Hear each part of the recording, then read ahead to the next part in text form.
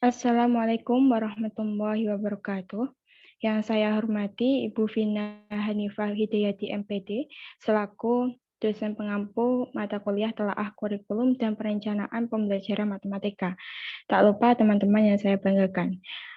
Puji syukur kita haturkan kehadiran Allah Subhanahu wa taala karena dengan rahmatnya kita bisa bertemu di perkuliahan kali ini.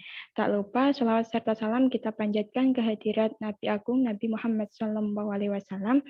Semoga kita mendapatkan syafaatnya di yaumul akhir kelak.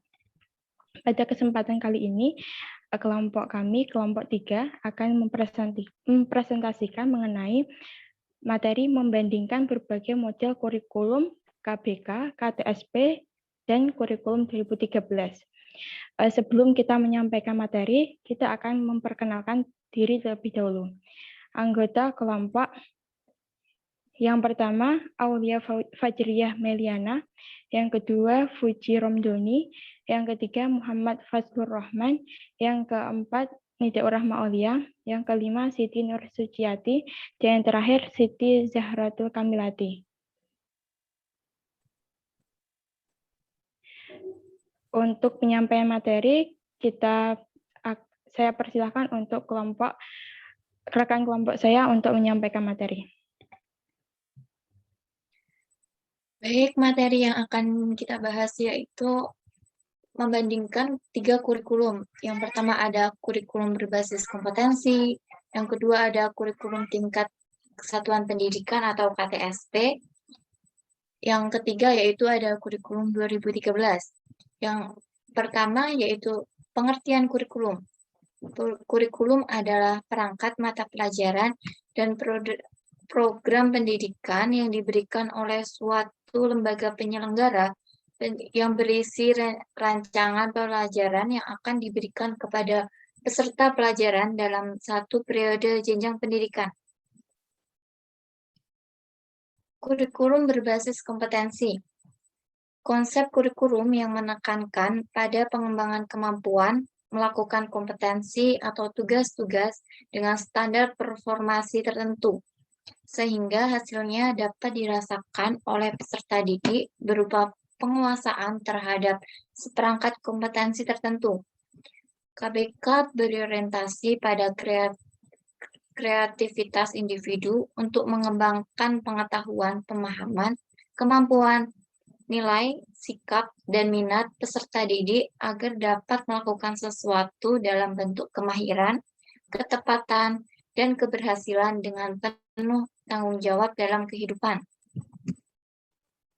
Latar belakang kurikulum berbasis kompetensi, yaitu ada beberapa isu yang mendasari penerapan kurikulum. Yang pertama ada masalah mutu pendidikan yang rendah. Yang kedua ada masalah keanekaragaman kondisi peserta didik. Yang ketiga yaitu ada tantangan globalisasi. Yang keempat ada tantangan sumber daya alam. Yang terakhir yaitu ada otonomi daerah. Selanjutnya yaitu ada karakteristik kurikulum berbasis kompetensi.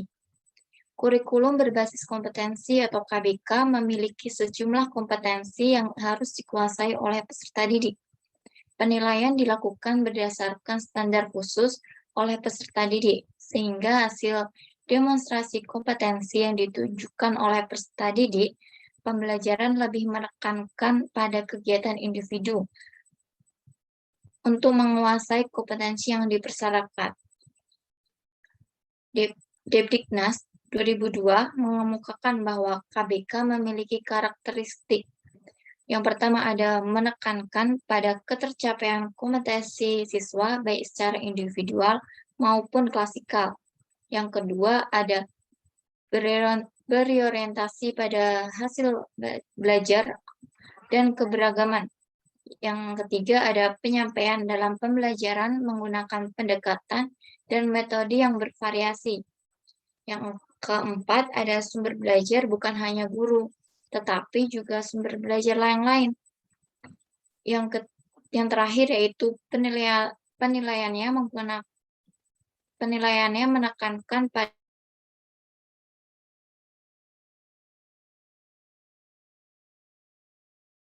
pada proses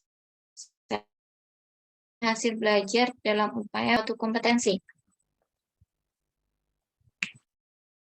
KBK memiliki keunggulan dan kelemahan. Yang pertama, dari segi keunggulannya, KBK yaitu mengembangkan kompetensi peserta didik pada setiap aspek mata pelajaran, atau bukan pada penekanan penguasaan konten mata pelajaran itu sendiri. Yang kedua yaitu keunggulannya peserta didik merupakan subjek belajar dan proses belajar berlangsung secara alamiah dalam bentuk bekerja dan mengalami berdasarkan standar kompetensi tertentu, bukan transfer pengetahuan. Yang ketiga, kurikulum berbasis kompetensi boleh menjadi dasar pengembangan kemampuan-kemampuan yang lain. Yang terakhir, keunggulannya yaitu bidang-bidang studi atau mata pelajaran tertentu yang dalam pengembangannya menggunakan pendekatan kompetensi, terutama yang berkaitan dengan keterampilan. KBK juga memiliki kelemahan. Yang pertama ada konsep KBK sering mengalami perubahan, termasuk pada urutan standar kompetensi dan kompetensi dasar, sehingga menyulitkan guru untuk merancang pembelajaran secara berkelanjutan. Yang kedua, kurangnya sumber manusia yang potensial dalam menjabarkan KBK. Dengan kata lain, atau adanya rendahnya kualitas seorang guru, karena dalam KBK, seorang guru dituntut untuk lebih kreatif dalam menjalankan pendidikan. Yang terakhir yaitu paradigma guru dalam pembelajaran KBK masih seperti kurikulum sebelumnya, atau lebih fokus ke teacher oriented. Yang terakhir yaitu ada dalam kurikulum dan hasil belajar indikator sudah disusun. Padahal indikator sebaiknya disusun oleh guru karena guru yang paling mengetahui tentang kondisi peserta didiknya dan lingkungan.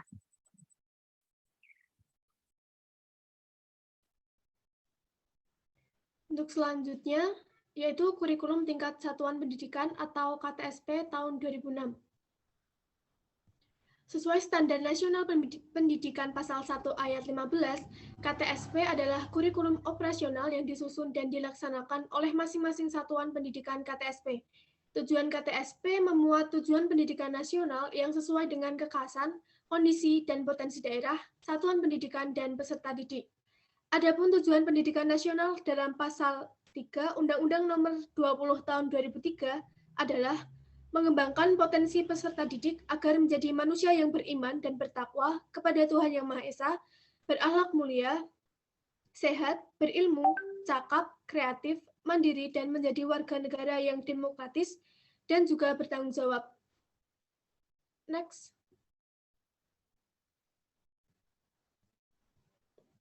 Adapun latar belakang kurikulum tingkat satuan pendidikan tahun 2006, yaitu tujuan penyempurnaan kurikulum KBK menjadi KTSP sebagai berikut. Yang pertama, meningkatkan mutu pendidikan, ditunjukkan dengan kemandirian dan inisiatif sekolah dalam mengembangkan kurikulum, mengatur dan memberdayakan sumber daya yang ada. Yang kedua, meningkatkan rasa simpati warga sekolah dan juga masyarakat dalam mengembangkan kurikulum melalui musyawarah mufakat. Dan yang ketiga, meningkatkan kompetensi yang sehat antara satuan pendidikan mengenai kualitas pendidikan yang akan dicapai. Next. Karakteristik kurikulum tingkat satuan pendidikan. Karakteristik KTSP dapat dinilai dari cara sekolah dan satuan pendidikan mengoptimalkan kinerja, proses pembelajaran, pengelolaan sumber belajar, keprofesionalan tenaga pendidik, dan juga sistem penilaian lainnya. Menurut Mulyasa, karakteristik atau ciri khas dalam pengembangan dari KTSP adalah yang pertama, pemberian otonomi yang luas kepada satuan pendidikan, yang kedua, partisipasi masyarakat dan orang tua, yang ketiga, kepemimpinan yang demokratis dan profesional, dan yang keempat, tim kerja yang kompak dan transparan. Next. Prinsip kurikulum tingkat satuan pendidikan tahun 2006. Menurut Mansur Mukhlis, KTSP dikembangkan dengan prinsip sebagai berikut. Yang pertama, berpusat dan pada potensi perkembangan, kebutuhan, dan kepentingan peserta didik dan lingkungannya. Yang kedua, beragam dan terpadu. Yang ketiga, tanggap terhadap perkembangan ilmu pengetahuan, teknologi, dan seni. Selanjutnya, relevan dengan kebutuhan kehidupan. Kemudian, menyeluruh dan berkesinambungan. Belajar sepanjang hayat. Dan yang terakhir, seimbang antar kepentingan nasional dan kepentingan daerah. Lanjut. Adapun kelebihan dan kekurangan dari kurikulum tingkat satuan pendidikan ini adalah kelebihannya yang pertama, mendorong terwujudnya otonomi sekolah dalam menyelenggarakan pendidikan.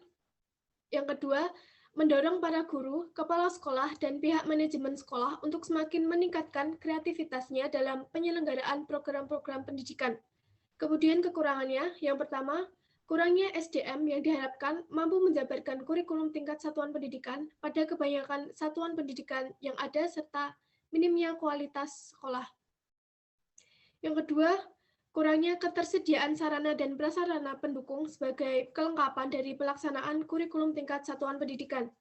Dan yang ketiga, penerapan kurikulum tingkat satuan pendidikan yang merekomendasikan pengurangan jam pelajaran akan berdampak berkurangnya pendapatan guru. Kemudian yang terakhir, masih banyak guru yang belum memahami kurikulum tingkat satuan pendidikan secara komprehensif, baik konsepnya maupun praktek di lapangan.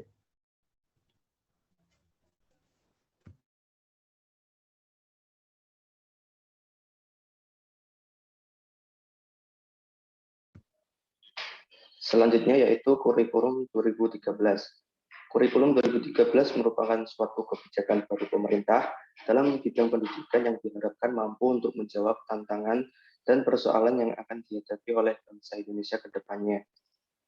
Selain perubahan dalam konsep pembelajaran, perubahan mendasar yang ada pada kurikulum 2013 dibanding dengan kurikulum-kurikulum sebelumnya adalah perubahan pada tingkat satuan pendidikannya, di mana implementasi kurikulum ini dilakukan pada tingkat satuan pendidikan mulai dari SD, SMP atau MTS, SMA atau MA, dan SMK.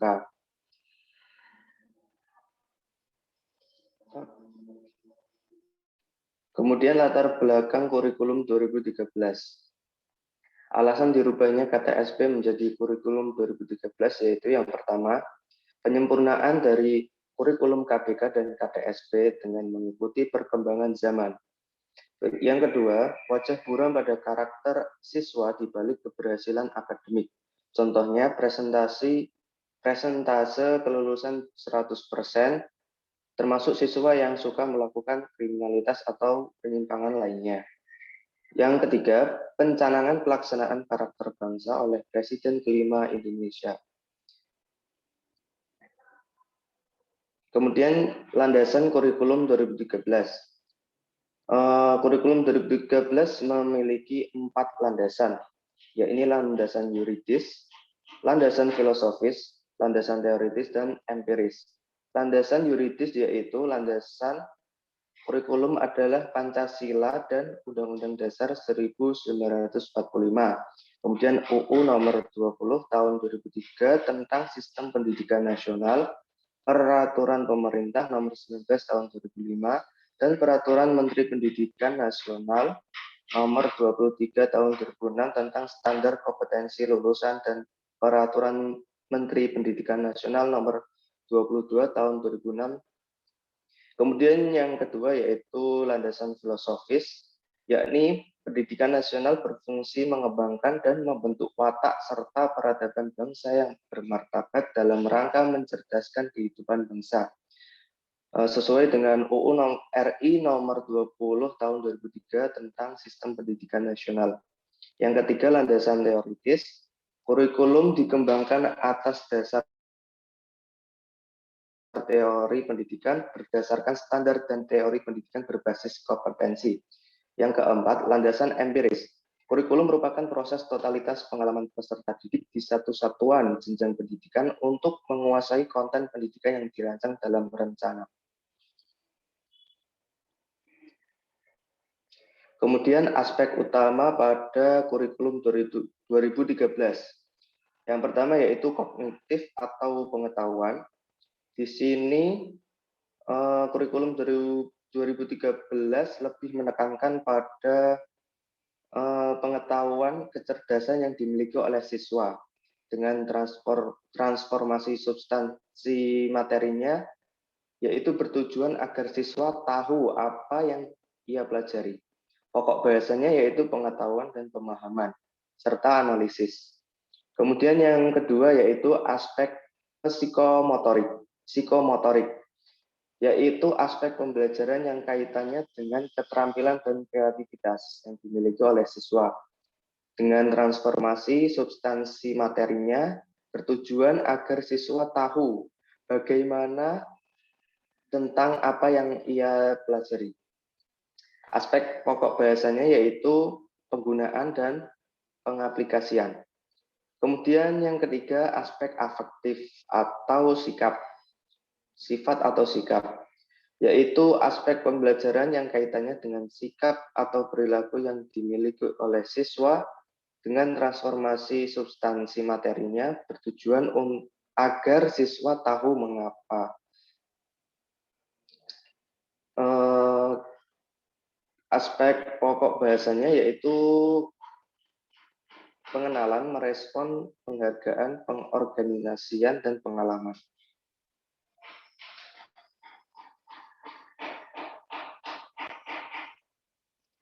Lanjut.